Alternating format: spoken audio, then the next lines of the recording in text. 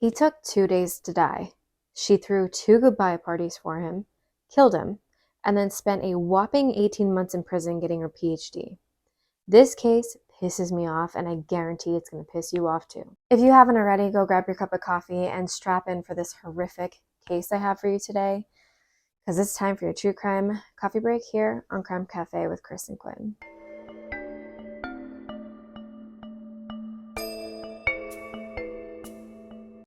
Giuseppe, or also known as Joe, and that's what I will call him throughout this video, was born on June 11th, 1971. He was named after his grandfather, but friends and family called him Joe. His parents, Maria and Nino, were both Italian immigrants, and Joe had a brother, Anthony, who was 4 years younger than him. Like most Italian families, closeness ran deep, and Joe was everything to his parents. Family dinners were extremely important, and it was this family's heart and soul of each day when they would sit down together to eat their mother's home-cooked meals and talk about their day, the plans that they have for the rest of the week, the good, the bad, the ugly. Just to be united at the end of the day was something very special to this family. They lived in Newcastle, Australia, and their home was filled with love, and it was shown through walls filled with pictures and shelves lined with trophies. Joe was naturally athletic. He played cricket, soccer, and tennis. He was pretty popular with all types of people. He was a very, very easy person to get along with. He didn't have a mean bone in his body. He was the type of person to really try to avoid conflict, and he would do his best to actually de-escalate situations, and he was pretty good at it. He was described often as very extroverted and vivacious and extremely intelligent. He always got good grades in school, so it was no shocker that he got his degree in civil engineering in November of 1994. He traveled for a short period of time. He spent 2 months in Europe, and then he went back home and lived with his parents, got a civil engineering job in Newcastle where his dad and grandfather worked as well. In 1995, Joe went out one night with some friends to a club, and that's where he met 22-year-old Anu Singh. He was completely smitten with her. They hit it off right away, and Joe pretty much fell head over heels for her immediately. He was really drawn and attracted to her very dominant personality. She was very confident and very intelligent, and Joe was really attracted to that. So he had completely fallen for her. Anu Singh was born on September 3rd, 1972 in India to parents Partiam and Surinda Singh. They were both doctors. They immigrated from India to Sydney in 1973 when Anu was just 1 year old. She attended a Catholic high school, and she was always a really happy-go-lucky person. She was very, very intelligent. She's described as a person who really enjoyed being the center of attention at all times, and she would do anything to make sure that that happened. She graduated in 1990, and she moved to Canberra the next year to study economics and law at the Australian National University. She met a man named Simon there in 1993 at her school, and they hit it off. They became a couple, and she had actually gotten pregnant, and they decided together that they weren't ready for a baby, and they had terminated that pregnancy. This took a really harsh toll on Anu's mental health. So she had done the occasional, smoked marijuana once in a while in her past, but after this happened, she had really fallen towards trying different types of drugs. She was doing cocaine, acid, ecstasy, methamphetamine. She was kind of really just trying it all and not caring. So mixing all of these and continuously taking all of these, she started to have some hallucinations, and she felt like she really needed a break from that area and what she was doing. So she took herself back home to visit with her parents and just kind of get her head straight. And this is when she was out in the club and met Joe. Now, like I said earlier, they hit it off immediately. They really enjoyed each other's company and liked each other a lot. So she had to eventually go back to school in Canberra, and she was still seeing Simon at this time.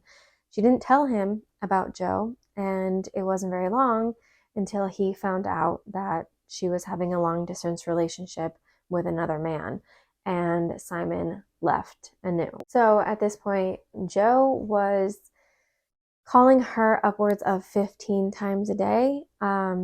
He just constantly wanted to talk to her, wanted to be around her, hear her voice, and every single weekend he would leave on a Friday and he would drive 5 hours to go to a new school and be with her over the weekend. And he would actually leave, he had work on that Monday, but he would leave around like 4 o'clock in the morning on Monday and be able to get to work for 9.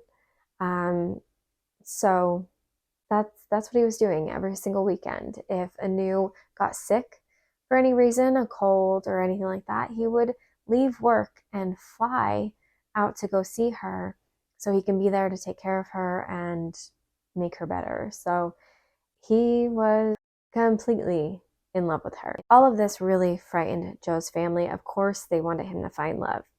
They wanted him to be able to love as hard and fully as possible. But this love seemed very different. Joe was once a very extroverted person who brought a lot of life to a room that was already full of people. And after he had started dating Anu, his family described his personality as kind of sitting on the back burner. He would let her shine and let her talk about herself, and it was always her talking. It was always her telling stories. It was always her having conversations with people, and he would just kind of sit there quietly and let her be the star of everything. And this was really, really unlike him. Maria, Joe's mother, said that she started to get really angry with Anu because knowing their family is knowing about their family dinners.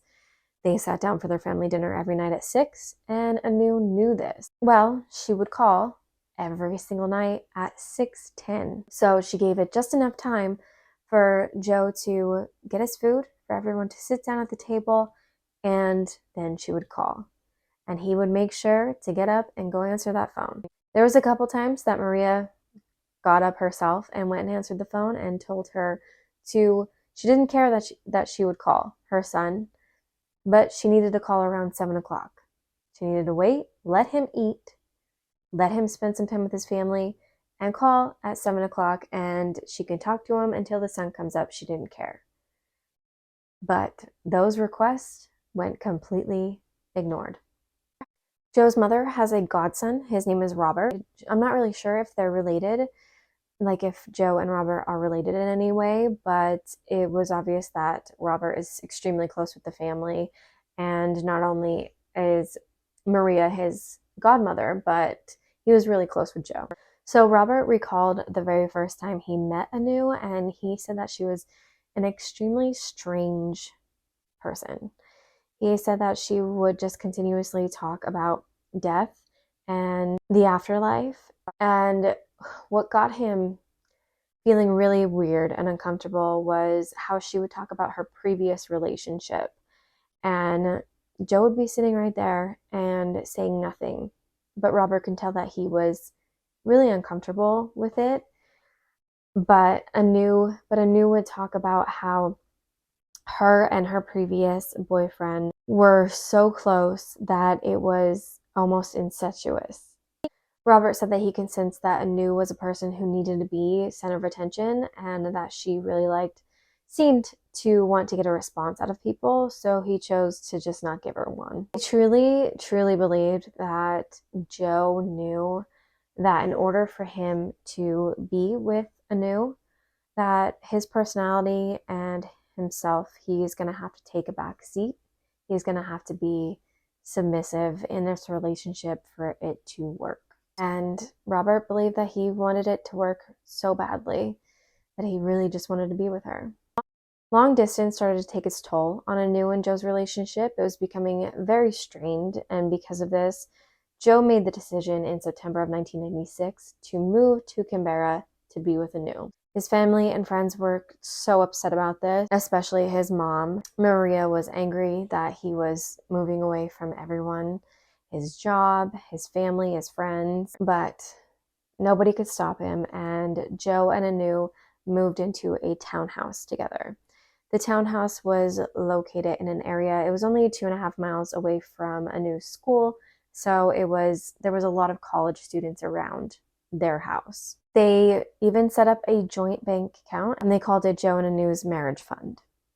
So they had some future plans going on. Now, during all this time, Anu had completely stopped using any types of drugs. So she cut herself off cold turkey, and of course she was having some withdrawal symptoms.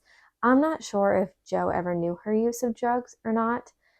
I didn't read anything like that, so I'm not really sure if he knew what was going on or if it just seemed like she was sick or something. I don't know. So this, of course, brought on the withdrawal and those symptoms that come along with that, and depression. She got so depressed that it actually triggered an old eating disorder, bulimia, and so she became bulimic again. Anu's parents could tell that something was wrong, something was off with her, and they kept trying to talk her into going and talking to someone.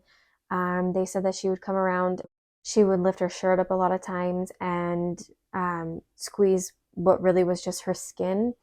She would squeeze her skin together and say, like, look at this fat and all of that. So they can tell that she was really not in a good place. And they were trying to convince her to go see somebody, but she wouldn't. The worst part about all this is that Anu started to convince herself that she was severely sick. She thought that her muscles were deteriorating and that she truly believed that she had AIDS. Now, she had herself convinced that she had AIDS, and Joe didn't. So she had this master plan to put some of her blood on his toothbrush, so then he would have AIDS too, and they could be together in that way. But she actually got a bunch of testing done and stuff like that at the doctor's. So that test came back negative that she didn't have it.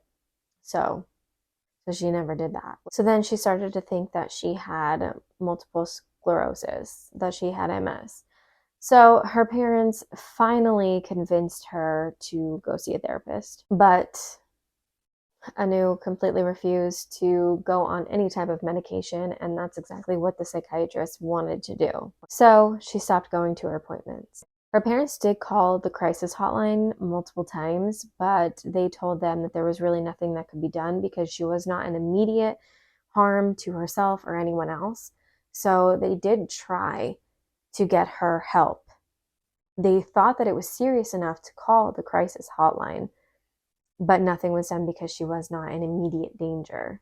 Joe started to really see Anu for who she truly was during this time. She had so many back-to-back manic episodes and behaviors that he decided within himself that he wanted out. He didn't talk to anybody about this, but even Robert could tell that Joe was planning something.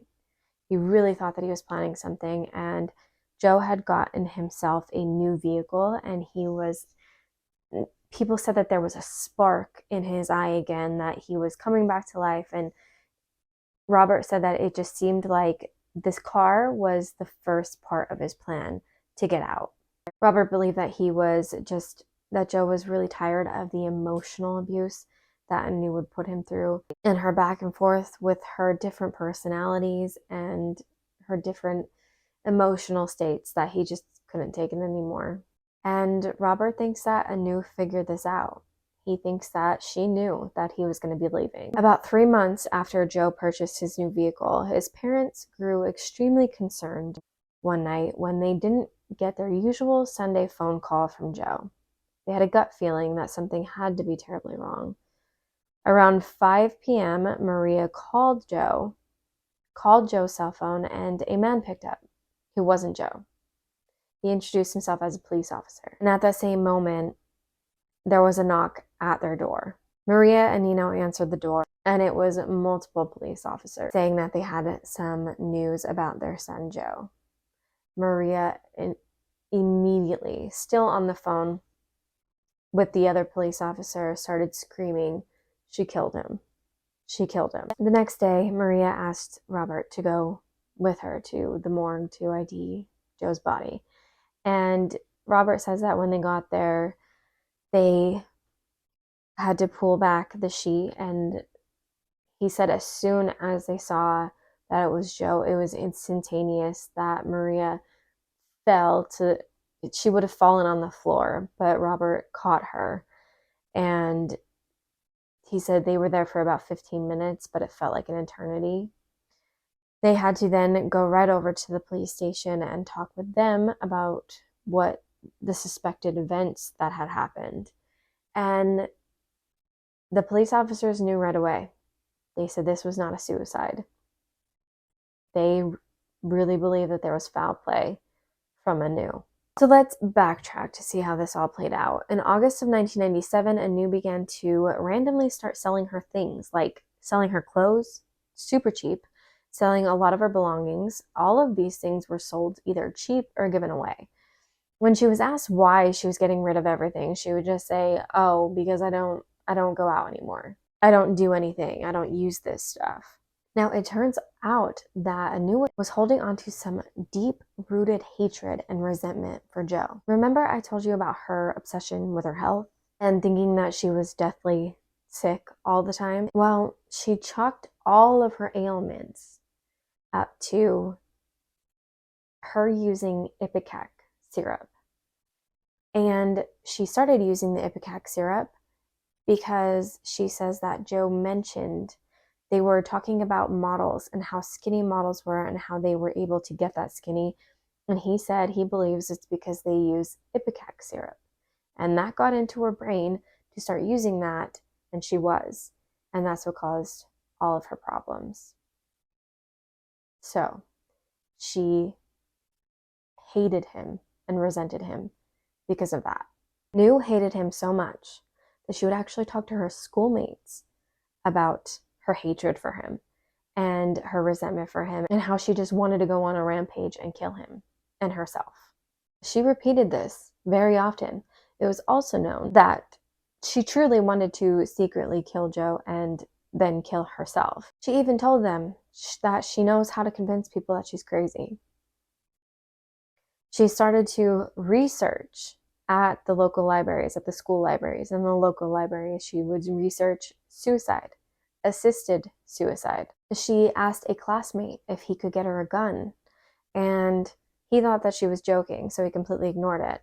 But then a couple days later, she asked him again about the gun, and she said that she's deathly sick. She's sick of being ill, and she just doesn't want to be here anymore. So it's to, and he said that, like, why don't you just go by overdose? Why don't you just get enough heroin and overdose? There's no pain involved, and why don't you do it that way? He told her that enough heroin for her would be a range from $50 to $100. So Anu let him know that when she had the money and she was ready, she'd reach out to him. Well, it was a week later, Anu got in touch with him, and she ended up buying $250 worth of heroin. And that classmate actually showed her how to inject it and showed her how to inject someone else as well. It was September of 1977, and Anu's next step in her plan was set into motion. She went to the school counselor and stated that Joe was physically and emotionally abusing her. And then he would yell at her and tell her that it was her fault that he physically abused her because he never touched a woman in his life before. It's just her. So it had to be her fault. She said she couldn't leave because she was emotionally and financially dependent on him. So she couldn't leave him. Another month goes by. Now we're in October. And by this time, all of her classmates, all of her law classmates, know her plan. She's talked about it with them. She's serious about it. They know what she's planning on doing. I'm not sure if none of them actually believed her, if they knew that she was just an attention-seeking person, if they didn't believe her, or, they never thought that it would happen. I'm not sure. No one said a word about it. No one said a single word about it to anybody. In fact, one classmate named Madhavi, she actually became really close to Anu, and she followed her around. It was like she was her shadow. She would do anything and everything she said, and she just really clung on to Anu and was like her little puppet. Madhavi was actually there with Anu during her research days at the library. She was with her when she went to learn, buy, and pick up the lethal amounts of heroin, and she was the one to find, buy, and pick up roofies to help fulfill Anu's first step in her grand plan. While Anu worked on other aspects of the plan, Madhavi's job was to gather the audience. She was to invite anyone and everyone that she could to Anu's goodbye party. Anu was going to throw a dinner party at her and Joe's townhouse, and everyone knew that it was actually a goodbye party. Everyone knew except for Joe. So on October 20th, 1977, Anu hosted a dinner party at her and Joe's townhome. Friends, classmates, college students, they literally went and knocked on people's doors. Like I said earlier, they lived in a townhouse that was only 2 miles away from the school. So they lived all around college students. So they went and knocked on the doors and invited anyone who wanted to come to this dinner party. Now, the only ones who knew about this plan, as far as I know, is the law students. They were the only ones who knew what was actually going to be taking place. And not one of them mentioned anything to Joe. Not one. That night, they watched Anu be extremely affectionate with Joe. She was smiling with him, laughing all over him. They were very affectionate with each other and in each other's personal space. And I don't know if they thought, like, okay, she's going to call it off. This isn't really going to happen. Like, look at them. They were being very lovey with each other. But those students were actually told, it's still going to happen. The plan is still going to happen. And again, not one of them said anything. So Anu's affection that night would not stop her. When the last person left the party, she prepared coffee for Joe and she roofied his coffee. And it worked. He drank his coffee and he was out. Now Anu gets the heroin and she prepares it, but something happened. I couldn't exactly follow what happened. I couldn't fully understand what happened during this time. I don't know if she like watered it down too much or what happened, but she wasn't able to actually use the syringe and inject it. So this was actually a failed attempt that night. So the next morning when Joe woke up, he just thought that he had a really bad hangover. Really, it was from the roofies, but he had no idea. Now, you would think that maybe this failed attempt would knock some sense into her. Maybe she would feel bad. Maybe she would second guess herself and not really want to kill him. Anything. Seeing him drugged up and just laying there, maybe that would have caused some type of empathy in her. No, it didn't. She planned another dinner party. So 4 days later, on October 24th, Anu had their second dinner party, which was really their second goodbye party. And there were 10 guests this time. And every single one of them knew exactly why they were there. They were there to say goodbye to Joe. They also thought they were there to say goodbye to Anu. Now remember, she was telling everybody that this was kind of a suicide pact. Really homicide and suicide. But that's what she was telling everyone. She was going to take him out and then take herself out. And so these people, these friends, are at this goodbye party and they're hanging out with this man who has no idea what's to come, and they're hanging out with their supposed friend who is going to take her life that night. They didn't try to stop it, they didn't say anything. The last person to leave that party was at 6 o'clock in the morning, and that is when, once again, Anu prepped the coffee and roofied it and gave it to Joe. It worked, and he was passed out in their bed, and she prepared the heroin, and she did it right this time, and she actually injected him twice with lethal doses. So he laid on that bed on his back. This would have been Saturday morning. The last person to leave was 6 a.m. So 6 a.m., after the Friday night party. So Saturday morning, he was alive, unconscious, but alive all day Saturday. and then all day on Sunday. So he laid there unconscious with a lethal amount of heroin, overdosing in front of her, just trying to hold on to life.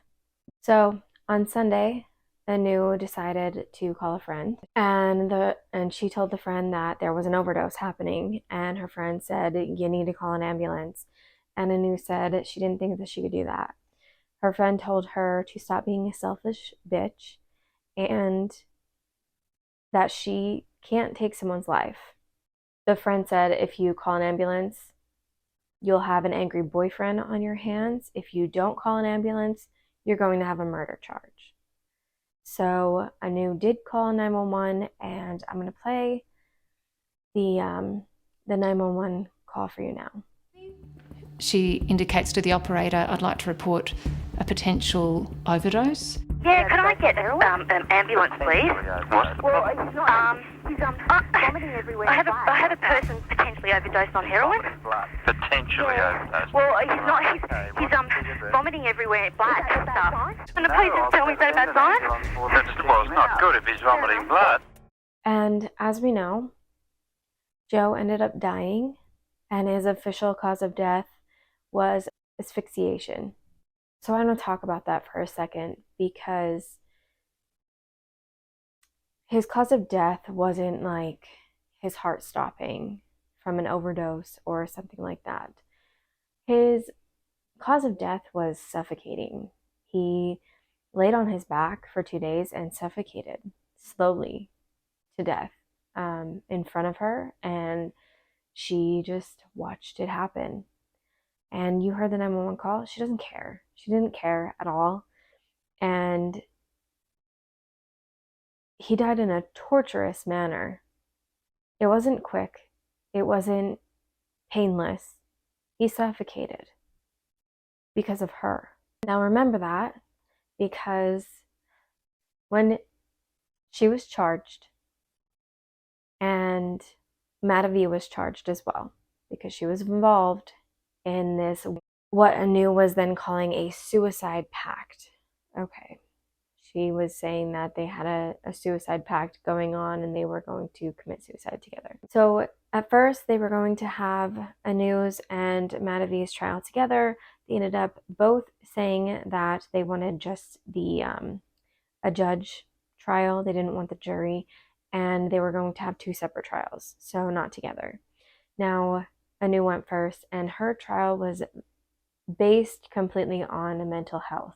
She didn't speak in the trial, and they were shooting for a diminished responsibility due to her mental health. During the trial, when they were going over the events that happened, she would put her head in her hands and move her shoulders up and down to act like she was crying, and she would look through her fingers like this, and make sure that people were watching the show that she was putting on, and there were never real tears shed.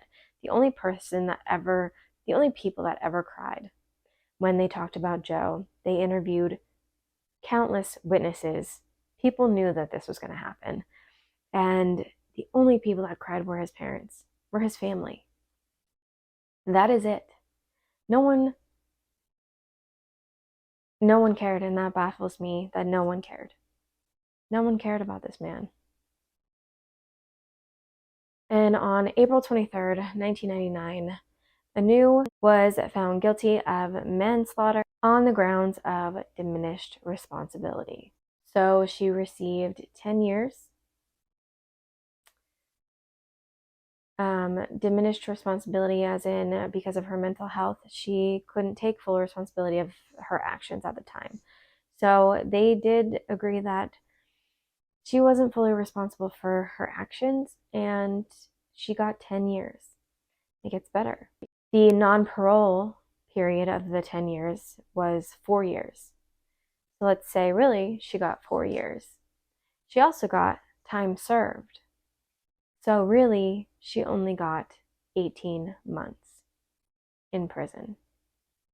18 months in prison, and do you know what she did with that time?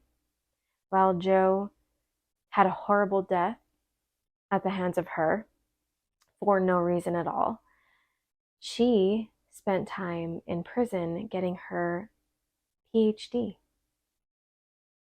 She received her PhD while he's no longer around. Now, Madavi's trial, she was completely acquitted because they couldn't place her at any of these situations. They couldn't, they had nothing on her. So she was completely acquitted, walked free, nothing happened to her. So in 2016, Anu actually published her thesis that was on Australian female criminals.